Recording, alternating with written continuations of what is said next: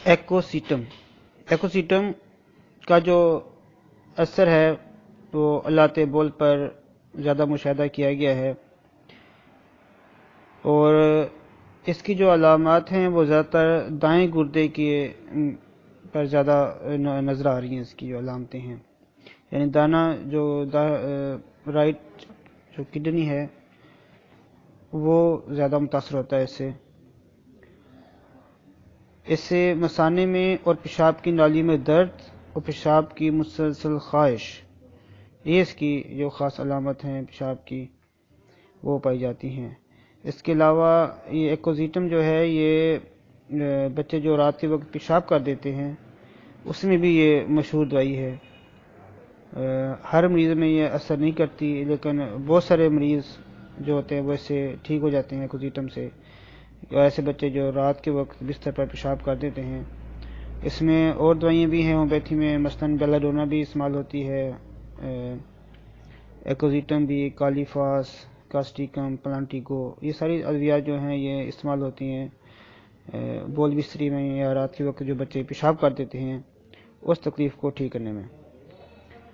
تو اس کے علاوہ یہ دوا بوڑھے افراد میں جو بار بار پیشاب کتراتا ہے اس کو بھی یہ ٹھیک کرنے کی طاقت رکھتی ہے، کیونکہ اس کے دینے سے مثانے میں طاقت آ جاتی ہے اور جو روکنے کی پاور ہے وہ بڑھ جاتی ہے. اگر خواتین کو حمل کے دوران پیشاب رک جائے یا پیشاب ہلکا خود بخود خارج ہوتا رہے تو اس میں بھی ایکوزیٹم استعمال کرا سکتے ہیں. جیسے میں نے پہلے بتایا ہے کہ ایکوزیٹم میں جو دایاں گردہ ہے وہ زیادہ متاثر ہوتا ہے، اس لیے یہ دائیں گردے کے درد میں بھی استعمال کر سکتے ہیں اس کو. اور پیشاب کی یکایک حاجت ہوتی ہے اور مثانے میں درد ہوتا ہے، مریض محسوس کرتا ہے کہ مثانہ جو ہے بھرا ہوا ہے، اور جب مریض پیشاب کر لیتا ہے تو اس کے بعد کو آرام محسوس ہوتا ہے، اور پیشاب کرتے وقت پیشاب کی نالی میں بے حد جلن اور سوزش ہوتی ہے. یہ علامت جو ہے یہ ایپس میں بھی پائی جاتی ہے، کینابس ٹائیوا میں بھی پائی جاتی ہے، اور کینتھرس میں بھی علامت پائی جاتی ہے.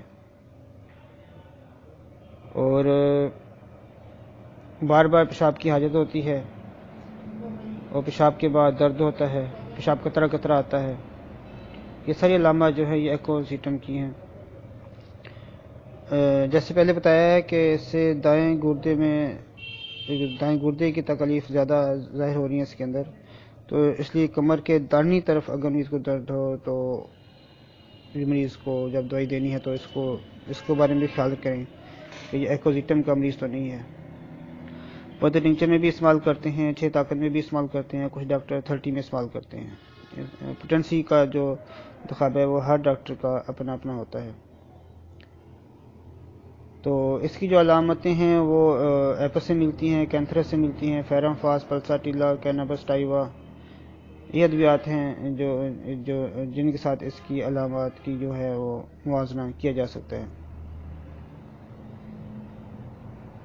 اچھا، اب تھوڑا سا فرق بتا دوں کہ کینتھرس میں جو ہوتا ہے وہ خون اور مروڑ کی زیادہ علامت پائی جاتی ہے کینتھرس میں،